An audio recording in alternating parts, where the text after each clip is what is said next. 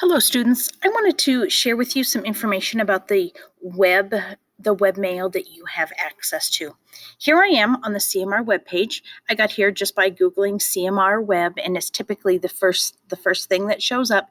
Here's a list of all of the online resources. Some of you might get to these by going through the GFPS page, but I want to let you know that they are all here for you. Here's PowerSchool, here's email, here's your Google Classroom, didn't mean to do that. Here's Moodle for those of you that are using Moodle. So lots of programs here. But we are going to go here into email. Before I click on it, I want you to look down here. Here's the format of your email address. That's kind of long. So it's going to be first name dot last name dot graduation year at gfps.k12.mt.us. Here's an example, bo.smith.2020.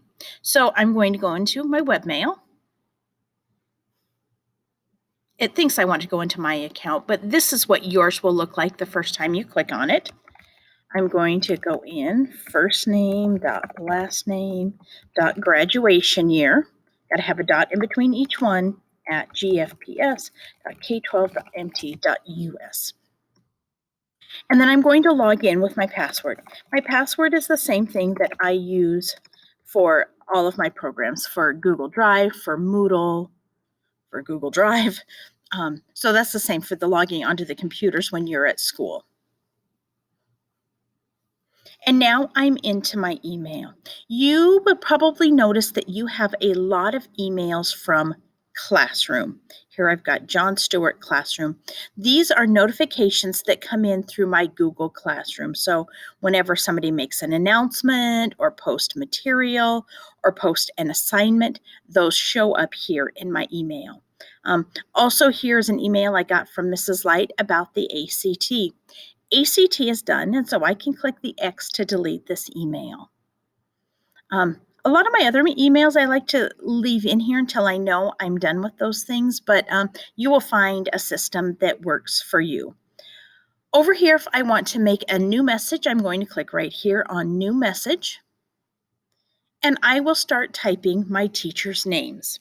I need to send an email to Mr. Davis. I don't know Mr. Davis's first name. Oh, there it is, John Davis. I'm going to send a message to John Davis because I was absent today and I need to know what we worked on and if I can get a copy of my notes.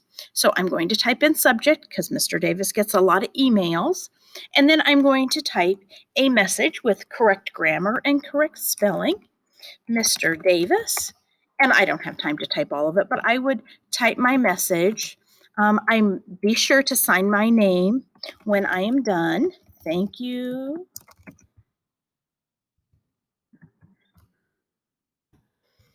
And I might want to write which period I'm in because, again, he's got a lot of students.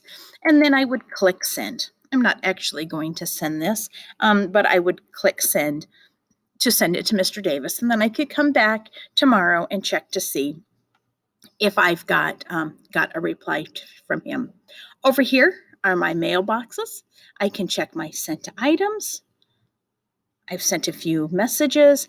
I can see my deleted items. Those are still there. Some things might come to your junk mail. So those are all my mailboxes that I can go through. Again, this is a great way to communicate with your teachers. I can also add an attachment. Maybe for some reason I can't submit something through Google Classroom. I can add an attachment right here and then send something to him through as an attachment. When I'm all done, I will want to sign out of my email, especially if I'm using a shared computer. If I'm my own computer at home, it's probably not as important, but I can sign out here of my email by clicking right here, and then I am signed out of the account, and I don't need to worry about the next person coming to use the computer having access to my email. Again, great program, great way to communicate with your teachers, either in class or when you are remote. Some students may not be able to remember teachers, their classroom teachers' names. And so if you click here on Plan Book, This is a list of all of the lessons that your teacher has. You can click right here on Email Teacher, and then you will see the teacher's actual email. It will open in whatever program that you have. If you have a shared computer from the school or a computer that we've loaned you from the school, this might not work.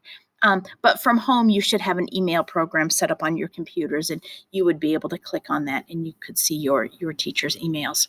You also can access your teachers by phone. You can call and leave a message with them, and teachers will be checking their messages as well, but most teachers prefer email.